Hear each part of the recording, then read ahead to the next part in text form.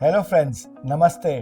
आप देख रहे हैं समीर जसूजा प्रॉप इक्विटी और मैं हूं समीर, आपका real estate friend, real estate philosopher और रियल एस्टेट गाइड। आज मैं अपनी रियल एस्टेट गाइड की हैट पहन के आपको बहुत इंपॉर्टेंट पॉइंट्स बताने वाला हूं from a customer point of view. मैं अपने रियल एस्टेट करियर की शुरुआत में 5 साल रियल एस्टेट ब्रोकरेज कर चुका हूं और मैंने कम से कम अपनी रियल एस्टेट करियर में 5 से 6 प्रॉपर्टीज खरीदी हैं जिसमें मैंने करोड़ों रुपए कमाए हैं।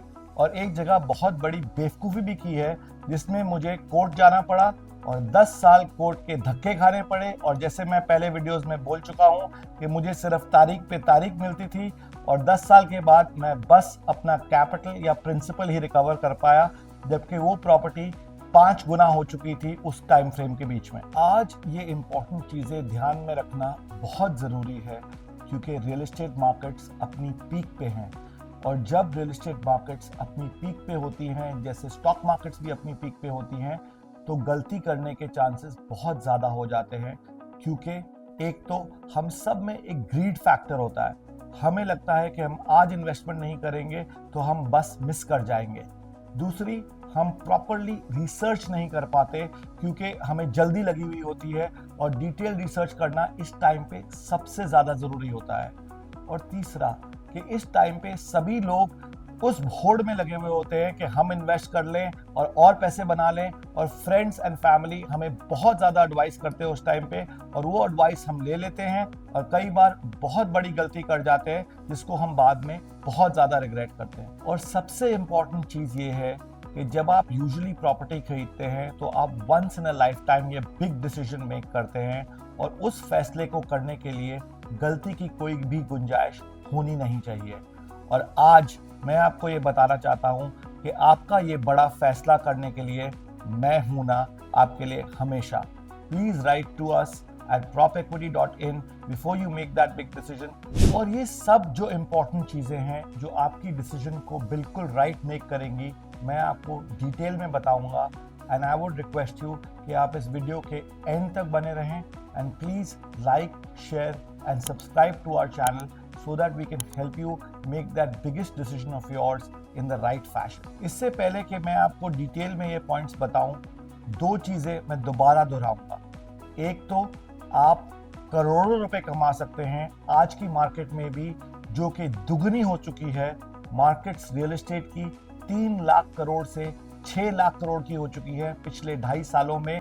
और दूसरी बात यह है जो कभी नहीं हुआ कि रियल एस्टेट मार्केट्स भी पीक पे हैं, स्टॉक मार्केट्स भी पीक पे हैं, गोल्ड भी सबसे ज्यादा एक्सपेंसिव हो रखा है और इस टाइम पे कॉशियस होना बहुत जरूरी है। अब चलिए मेन मुद्दों पे आते हैं। सबसे पहला है डिमांड सप्लाई डायनामिक्स। क्या आपको पता है कि पूरी टीयर 1 सिटीज में 4.5 लाख यूनिट लॉन्च हो रहे हैं और 6 लाख यूनिट बिक रहे हैं, यानी कि डिमांड सप्लाई से बहुत ज़्यादा हो रखी है। और आज की डेट में डेवलपर्स भी इतने कंफ्यूज्ड हैं कि वो जानना चाहते हैं कि आने वाले टाइम में जहां वो प्रोजेक्ट लॉन्च करेंगे कितनी और सप्लाई आ सकती है, क्योंकि डेवलपर्स का बेस्ट पीरियड है आजकल और वो इतने पैसे बना रहे हैं कि वो लॉन्च पे लॉन्च करना चाहते हैं और उनको भी डिमांड सप्लाई डायनामिक्स बहुत अच्छी तरह से समझना है बिफोर वो एक प्रोजेक्ट लॉन्च करें, हजारों करोड़ रुपए उस जगह पे लगाएं। और ये आपके लिए भी जानना उतना ही जरूरी है क्योंकि अगर ओवर सप्लाई उस मार्केट में हो गई, जब प्राइसेस इतनी ऊपर हैं, तो आप बहुत बुरे फंस सकते हैं। सेकंड पॉइंट है डेवलपर ट्रैक रिकॉर्ड। ये सबसे ज्यादा जरूरी पॉइंट है और ये मैं आपको एक एग्जांपल देके समझाऊंगा कि कैसे लोग बुरी तरह से फंस जाते हैं। लास्ट टाइम जब ऐसा पीक आया था तो बहुत सारे डेवलपर्स इतनी ज़्यादा प्रॉपर्टीज़ लॉन्च कर रहे थे कि उनकी एग्जीक्यूशन कैपेबिलिटी थी ही नहीं। जैसे कि नोएडा में आपने अमरपाली का नाम सुना हुआ होगा, वो लगभग सालाना 3000 यूनिट बनाता था और आने वाले टाइम में उसने 30,000 यूनिट बेच दिए। अब आप ही बताइए कि अगर कोई डेवलपर 3000 यूनिट डिलीवर करता हो और आपको पता हो कि अब उसको 30,000 यूनिट बनाने हैं अगले 3 सालों में, तो वो कैसे बनाएगा? और उसी की वजह से वो एक भी यूनिट नहीं बना पाया और 30,000 कस्टमर रोड पे आ गए, उनको घर नहीं मिला। और अब जाके 10 सालों के बाद गवर्नमेंट को इंटरवीन करना पड़ा और एनबीसीसी को लाना पड़ा और वो प्रोजेक्ट्स स्लोली कंप्लीट करने पड़े, ताकि जो लोगों को घर नहीं मिला है, उनकी लाइफ टाइम अर्निंग्स लग गई है उस पैसे में, वो सारे लोगों को अपना घर तो मिल सके। सो जब आप एक प्रॉपर्टी खरीद रहे हैं, ये समझना बहुत ज़रूरी है कि पिछले 5 सालों ने डेवलपर ने कितना कंप्लीट किया था और आने वाले 5 सालों में वो कितने प्रोजेक्ट्स लॉन्च करने वाला है या कर चुका है जिसको उसको कंप्लीट करना है। हम 57,000 डेवलपर्स को 44 सिटीज में ट्रैक करते हैं और ये सारी इंफॉर्मेशन हम 16 सालों से ट्रैक कर रहे हैं। यही नहीं, हम ये भी ट्रैक करते हैं कि कितने प्रोजेक्ट्स डिलेड हैं और कितने साल से डिलेड हैं, ताकि जो आप ईएमआईज पे कर रहे हैं उस पर भी आपको पता चल जाए कि एक प्रोजेक्ट अगर डिले होने वाला है तो कितना डिले होने वाला है और कितना फाइनेंशियल बर्डन आपके ऊपर बढ़ने वाला है। चलिए अब तीसरे पॉइंट पे चलते हैं, जो है प्राइस अप्रिसिएशन। जैसे कि मैं आपको इस वीडियो में बता रहा था कि प्राइसेस लगभग दुगना हो चुकी हैं हर जगह।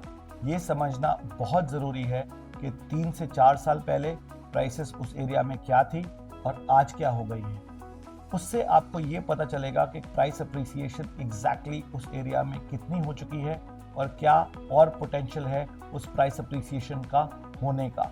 और ये पॉइंट उतना ही ज़रूरी है जितने पहले 2 पॉइंट हैं, ताकि अगर आप इन्वेस्टमेंट पॉइंट से प्रॉपर्टी खरीद रहे हैं तो आपकी रिटर्न उतनी ही रहे जितनी कि पहले बनी थी। और उसके लिए डेवलपर ट्रैक रिकॉर्ड, जैसे मैंने पहले बताया, और डिमांड सप्लाई डायनामिक्स दोनों का जानना उतना ही ज़रूरी है। चलिए अब आखिरी पॉइंट पे चलते हैं, वो है एक एरिया में अंडर कंस्ट्रक्शन प्रॉपर्टी जो अभी लॉन्च हुई है और जो वहाँ पे प्रॉपर्टीज बन चुकी हैं, उनका प्राइस डिफरेंशियल, यानी कि एप्पल्स टू एप्पल्स कंपैरिजन।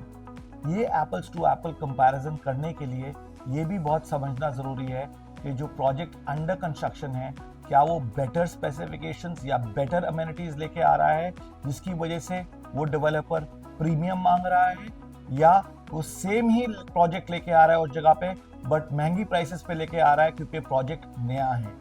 जब आप अंडर कंस्ट्रक्शन और रेडी प्रॉपर्टीज का कंपैरिजन कर रहे होते हैं प्राइस पॉइंट ऑफ व्यू से, तो ये चीज़ें बहुत ज़रूरी हैं समझना। जैसे कि अंडर कंस्ट्रक्शन प्रॉपर्टी में आप अगर हाउसिंग फाइनेंस लेते हैं तो आपको उसका इंटरेस्ट भी देना पड़ता है आने वाले 4 सालों के लिए, जब तक वो प्रॉपर्टी रेडी नहीं होती, और उसका इंटरेस्ट टोटल करना भी बहुत ज़रूरी है क्योंकि वो प्रॉपर्टी वैल्यू में ऐड हो जाता है। फिर सेकंड, जीएसटी।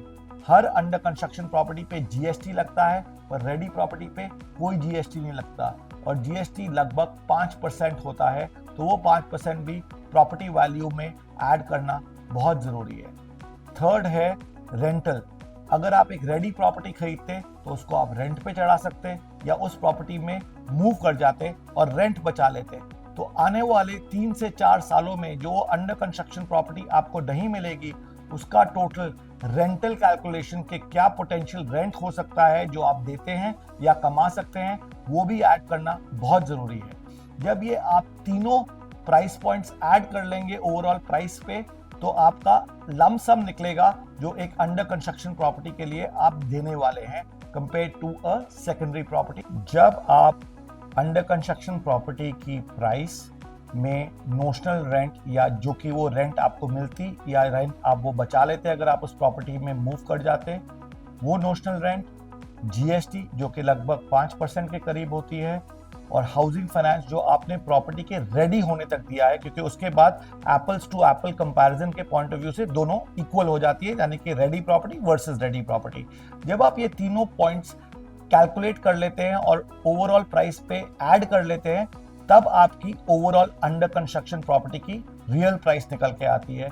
और उस प्राइस को अगर आप सेकेंडरी प्रॉपर्टी प्राइस से कंपेयर करें तो फिर वो true apples to apples comparison होगा, और वो देख के आपको समझ में आएगा कि सेकेंडरी प्रॉपर्टी वहां पे खरीदना बेटर है या कि प्राइमरी। ये फोर्थ पॉइंट आज की डेट में समझना सबसे जरूरी क्यों है, क्योंकि कई मार्केट्स में और बहुत सिटीज में प्राइमरी प्रॉपर्टी यानी कि अंडर कंस्ट्रक्शन प्रॉपर्टी 40 to 50% ज़्यादा प्राइस पे बिक रही है than a ready property over there. और ऐसा बहुत कम होता है क्योंकि सेकेंडरी प्रॉपर्टी जो कि रेडी है उसको टिपिकली प्राइमरी प्रॉपर्टी यानी कि अंडर कंस्ट्रक्शन प्रॉपर्टी से ज़्यादा महंगा होना चाहिए। यहाँ पे मैं आपको सावधान भी करना चाहता हूँ कि अगर आपके पास इन चारों में सिर्फ 2 पॉइंट के आंसर्स हैं तो आप गलती बहुत बड़ी कर सकते हैं। और आज आपके पास प्रॉप इक्विटी है, आपके लिए बना हुआ है, जहाँ पे आप लॉग इन करके अपनी एग्जैक्ट क्वेरी भेज सकते हैं और हम आपको true value of the under construction property बता सकते हैं जो कि होने चाहिए, उसको कंपैरिजन करके बता सकते हैं जो सेकेंडरी मार्केट में चल रही हैं, डिमांड सप्लाई डायनामिक्स बता सकते हैं, डेवलपर ट्रैक रिकॉर्ड बता सकते हैं और उस एरिया में क्या प्राइस अप्रिसिएशन हुई है पिछले 3 सालों में वो भी बता सकते हैं। तो हमेशा याद रखिएगा कि हम हैं ना आपके लिए। और please log in to propequity.in for any questions that you may have on real estate before you make that big decision of yours. This is Sameer signing off.